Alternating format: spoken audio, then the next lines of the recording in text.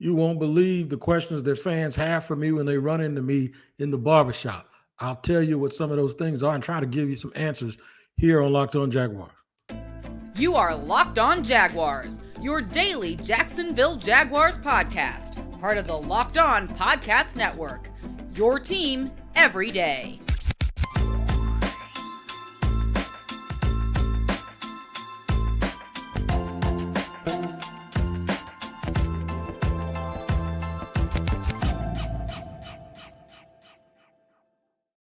What's up, good people? Welcome to another edition of Locked On Jaguars. I'm Tony Wiggins, the host of the Locked On Jaguars podcast, where it's your team every day, and we thank you for making us your first listen. A quick reminder that our YouTube page, Locked On Jaguars, you can subscribe to it for free and check out every single episode and see my pretty mug every single day. Well, that's depending on who's watching it.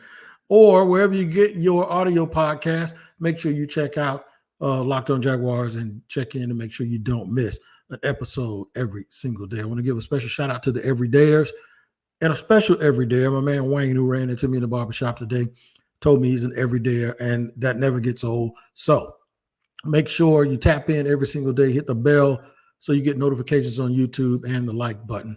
I'm glad you all can join me here today. All right, speaking of the barbershop, let me tell you what happened.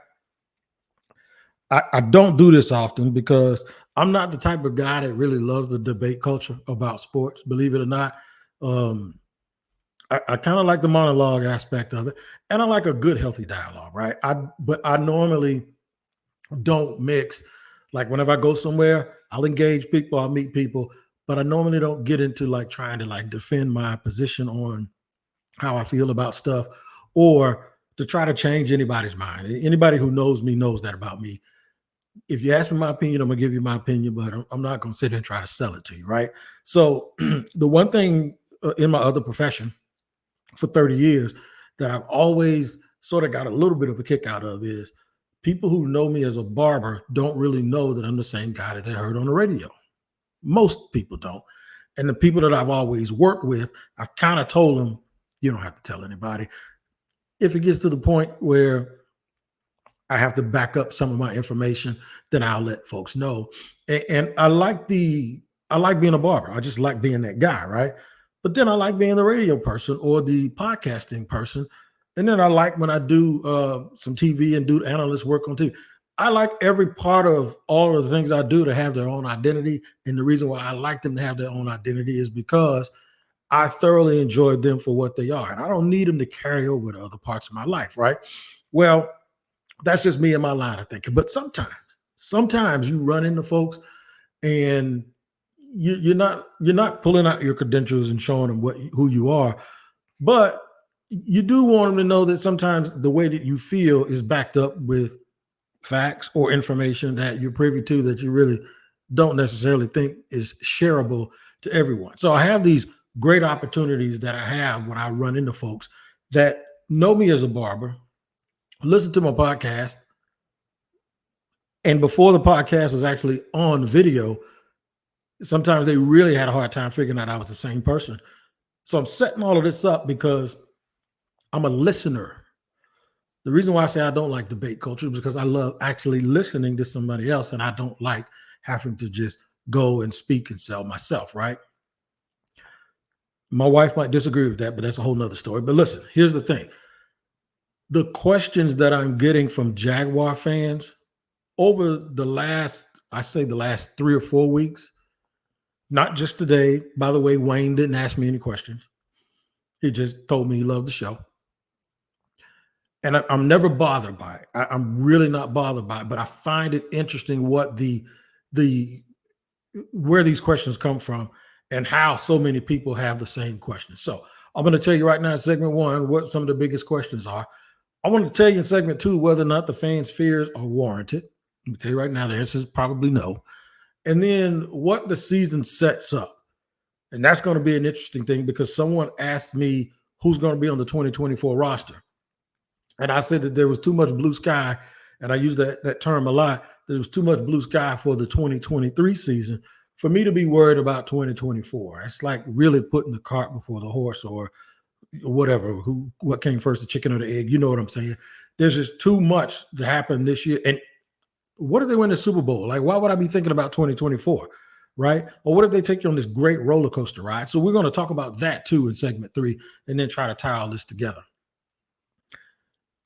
I've had fans on Twitter. I've had fans on social media. I've had not fans of me, but fans of the show. And so these questions and these things is like one big gumbo pot of all of the things kind of put together, right? So one of the things is y'all ain't gonna believe this one. They got to strike while the iron is hot because the window of opportunity in the NFL closes really, really fast. There's some factual, there's facts about that because over the course of, I think, the last 5 or 6 years, they're probably under 60% of teams that actually make the playoffs one year and come back the next. We've seen teams go to the Super Bowl, teams that were coached by like Doug Peterson when he was in Philadelphia, win the Super Bowl and don't sniff the playoff two years consecutively after that, and Doug Peterson got fired. It happens. The Rams won the Super Bowl, had a bunch of injuries. They purged the roster with just about everybody because guess what? Didn't win it again. Didn't even make the playoffs. Last year, in fact, was a miserable season for them. So there's this thought that because of the level of competition in the AFC, that the Jaguars, and this actually is a question because the question was like, don't you think they have to hurry up and get one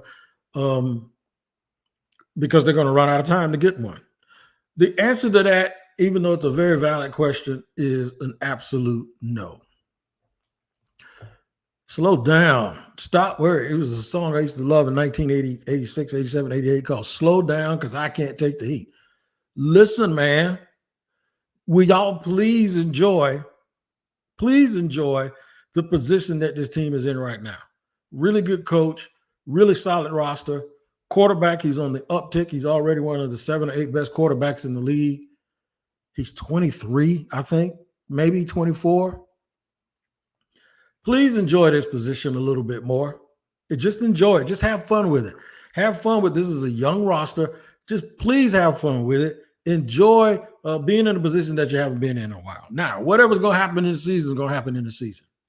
But just like if things don't go the way that you want them to go, what's the difference between 23 and 24 when they could switch right back around? I think the Jaguars have been so bad for so long that it's hard for people to believe that there's really a good chance that this is a real good team. And they're putting the pressure on themselves as well as the team to overperform this year and win the Super Bowl right now while they're hot. They are the Rams, okay? They don't have a 30-some-odd-year-old quarterback and a 30-some-odd-year defensive tackle and a cornerback that's going to want some more money soon. They just don't. And an offensive line that's in shambles, and Von Miller, who was going to want some more money too. This is not the same situation. This is more like one of those older situations. The Cowboys of the 90s, we hope, right? The Patriots or the Colts under Tom Brady. The Chiefs, once Patrick Mahomes got drafted, even though he didn't play his first year, that maybe the Bills. And the Bills were one of the teams that they use as an example.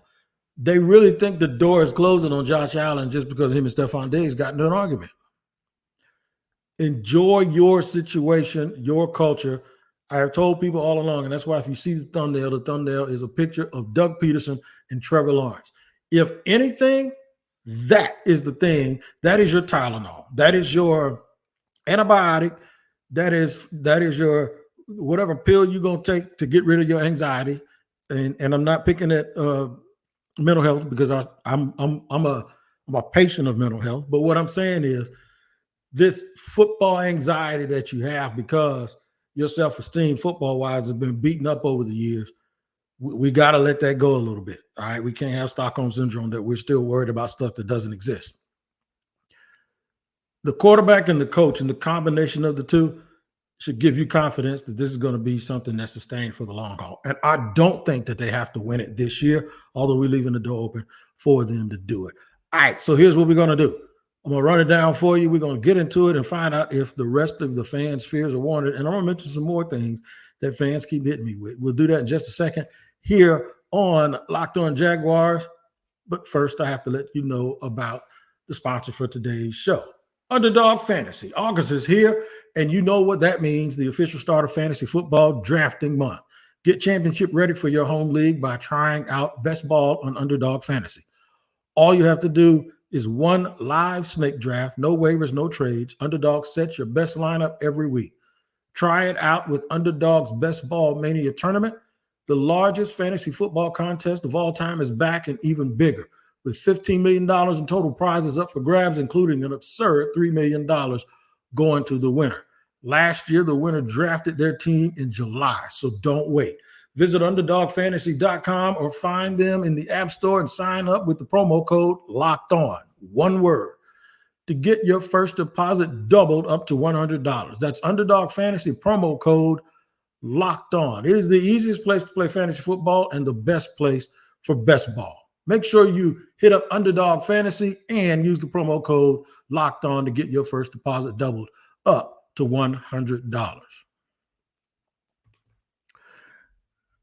All right, man, we're running it down here on Locked On Jaguars, talking about fans and their fears about this season. So one of the other things that folks hit me up with was, but what about the defense, man? I'm so worried about the pass rush. I'm so worried about slot corner. I was like, those are legitimate concerns. We even brought that up with, I think it was a podcast 2 days ago, if I'm not mistaken, where we brought up all of that stuff. In fact, I can tell you exactly when it was, and just in case you want to go back and listen to exactly what I said about that. There you go. It was 2 days ago. If you watch, there's a picture of Devod Wilson making a one-handed catch saying, will Devod conquer? If you're doing it on audio podcast, it's 2 days ago. If you're doing it on video, just look for Devod making that one-handed catch on YouTube, and you can hear exactly what I said, because it is a legitimate concern, right? You want more than 3.5 sacks from Trayvon. You want more than just pressures from Josh Allen. You want your third guy, whoever that's going to be just as good or effective or maybe even more than Arden Key. You want more pass rush from your newly extended defensive tackle, Devon Hamilton. You want Roy Robertson Harris to play all year the way he played at the end of last season. You want Adam Gostis and Dwan Smoot and all those guys to elevate their play. You want Devin Lloyd to make some plays, right? I get it. I totally get it. You want better play from Trey Herndon, or you want somebody like Devod Wilson or whoever to win the job from Trey Herndon, so that the slot is not something that we're sitting here talking about every single week as something that needs to improve. Totally understand. Here's all I got to tell you. If you know it, they know it. And if they didn't break their neck to go out and get people that they feel like they can develop. One thing I will tell you about this entire staff, whether it's from the scouting department, the GM, the coach, they ain't hedging their bets on anything. They're gambling on themselves. They are looking at the talent that they have, and they're saying to themselves, that's good enough, and now I got to do my job and develop it. You gotta give them applause for doing it. You got to give them applause for doing it, because it would be real easy for them to go out here and just sign somebody to a bunch of money, and then if those players don't work out, then they'll get a little bit of heat from signing them, but they won't get the heat for them not being successful, because you will say at least they tried, and most of the heat will go to the player who underperformed after getting big money in a contract. Always does. Look at Shaq Griffin. Shaq Griffin was beat up. People were ready to run him out of here in the middle of last season, and nobody blamed anybody in the organization. They blamed everything on him. It always happens. How many times have y'all heard me say over the years, the fans are going to always fan with the ownership, even if it might take them a week or two to get there, but eventually every player that ever left here was their fault. Even after all of the people got fired that brought those players here and had some public spats or whatever with those players, even if those players went somewhere else and won a championship and still went to Pro Bowls, it was their fault that they wanted to leave. So I'm not making that up. That's just the way that goes. Because the organization is going to be here forever. Players come and go. So it's a natural thing for fans and people that spend their hard-earned money, and not only their money, their emotions, wanting this team to win. It's only natural that they always figure out a way to reconcile with the ownership, no matter who it is, and with the colors, and with the uniforms, and come August, they're right back out there sweating at training camp. And come September, they're right back out there drinking beer and water, trying to keep warm in that hot stadium. And yeah, they're going to always rock with the fans. So are your fears warranted about the pass rush? Yes, they are. But here's the thing about it. If it doesn't work, you know exactly who to blame. They should have known better to go out and get some other people. And that's why I'm not panicking about it. I'm not panicking about it because it's my job to report on what happens. And if that doesn't work, I'm going to report it and I'm going to talk about it.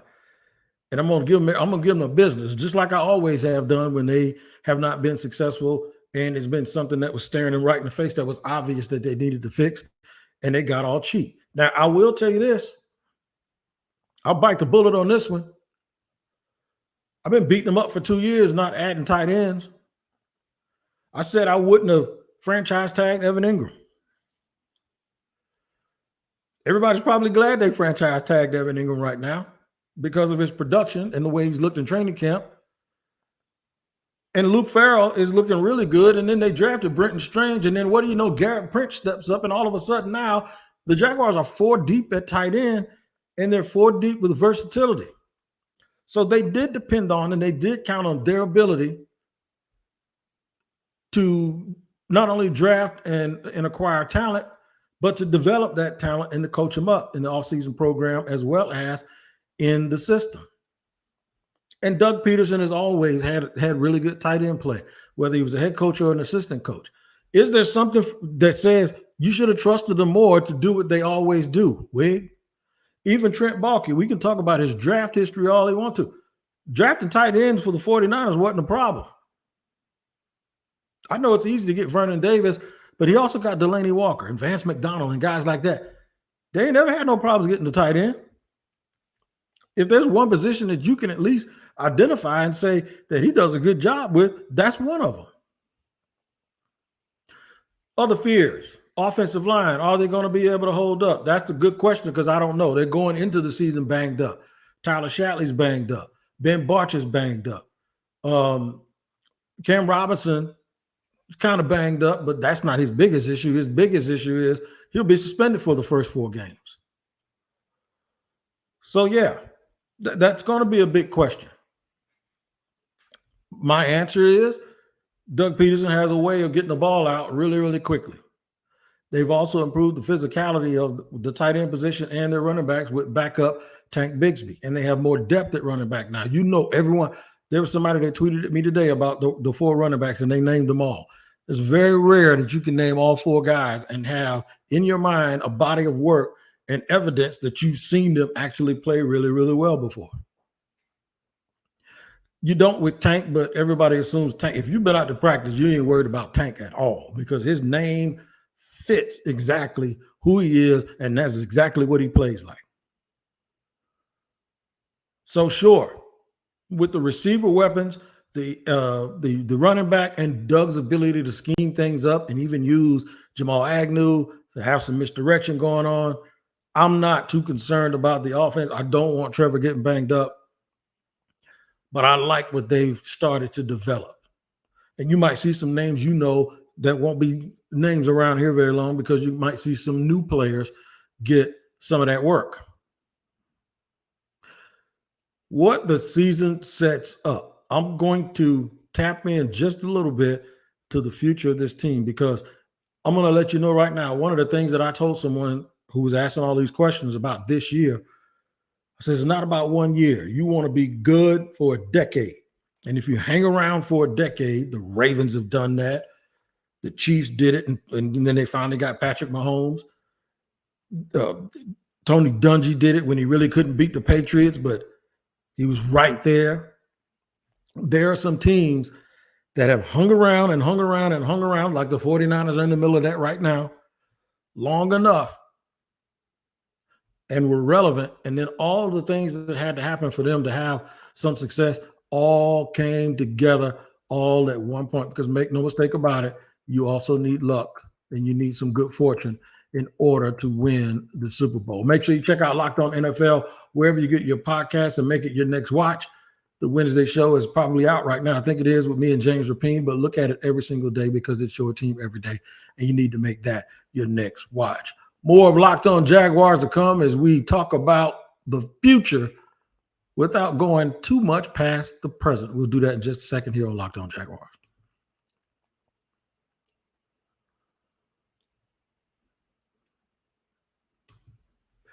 All right. Recapping real quick, the biggest questions about 2023, most of them were just panic questions, and I think I kind of broke a couple of them down to you, and we went long form with them. Fans' fears, are they warranted? A little bit, but I think that fear is also rooted in a little bit of not wanting to be as disappointed as, like, you know something's about to happen, but you can't believe that it's going to happen until it actually does, and you don't want to be patient. To the point where people are asking me about 2024 and 2025. All right, so let me set this up. I'm not going to just gloss past 2023 because there's a lot of stuff that has to happen before we can draw conclusions about the future. But my point about even looking towards the future is that what they're doing now, in my opinion, is not just about this season. And I know coaches, coach speak, they're going to tell you we're just focused on what's in front of us right now. And that's what they should be doing. Because this group of players is very, very unique. And once the play stops in the offseason and they have to reboot it and start all over, it's a whole new season. And what you did the year before can't help you in this year. All of that's true. But I will tell you this. It's somebody's job in that building to be looking at how they're going to make sure that this team is built correctly and built for the long haul. When you talk about stuff like positional value, when you talk about contracts, when you talk about who do we get re-signed and who do we do early and how many years it's going to be and fiscal responsibility, all of those things are geared towards the team being really good and really successful for the long haul. Now, back to the thumbnail. Right coach, right quarterback. Good foundation. Even after one successful season, they did not have a situation where they had a whole bunch of coaches leave, attrition. That's the word I'm looking for. They did not have a whole bunch of attrition. There were some people, I think, that requested to interview the offensive coordinator and Press Taylor, and they were denied. No, we ain't finished. We ain't finished with Press. We need them here for a little bit while longer. So they have that continuity. With a little bit more success this year, they may not have that continuity. They may not continue because people will start poaching your coaches and they'll start pulling them and they'll start saying, whatever they're doing, we want to be a part of that. We want to take whatever they've learned and we want to incorporate it in our team and we want to move forward. But right now, that's not a problem. And I can't imagine anybody that would leave unless Mike Caldwell gets a head job, that anyone that would leave and have it really, really affect what's going on here. Because the main thing that's going on here is Doug Peterson and Trevor Lawrence. Trevor Lawrence ain't going nowhere. In fact, this time next year, they're going to be talking about a contract extension. So the question is like, if they extend Trevor, and this is a legitimate concern that someone brought up, once they extend Trevor, is that going to hinder them being able to get and keep other people because everybody can't get paid? Totally legitimate question. I say let this year play out and see. I think who you need to pay, I think they're going to show you. You'll be shown whatever happens this year. That's why I say we can't rush the days. And I'm 54 years old, man. People are like, thank God it's Friday and all of this stuff. I can't wait till the weekend. I ain't trying to die. I'm not rushing anything. I can wait. I appreciate these Tuesdays and these Wednesdays. I work on Saturdays anyway. So, I ain't looking forward to Friday night. Friday night, I'm worn out and I'm home in my bed. So my thing is, don't rush the days. Don't rush the years. Enjoy and savor the moment and everything that comes with it. And next year will take care of itself. As long as you got the coach and the quarterback, and mainly the quarterback, but the coach is very important in this particular situation until the quarterback matures, until you ain't even got to tell him what to do. He comes in and he knows what to do by himself. In fact, he can probably run practice. Well, eventually, we'll get to that. But right now, there's a journey here. And I think the the goodness is in that journey, regardless of what the result is going to be this year.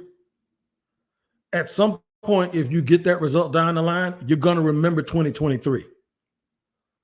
So enjoy it, bask in it like a bubble bath, man. Just chill.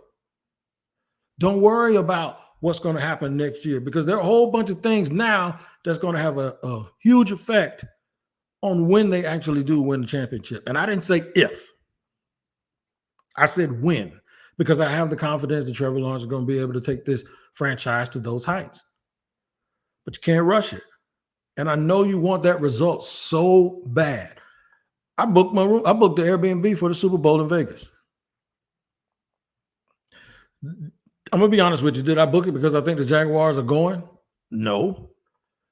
Doesn't mean I don't think they don't have a chance to go, but that ain't why I booked it. I booked it because my military reunion is out there, and my buddy's retiring from his second job, and I haven't been in 4 years, and I told him I promised him I was coming.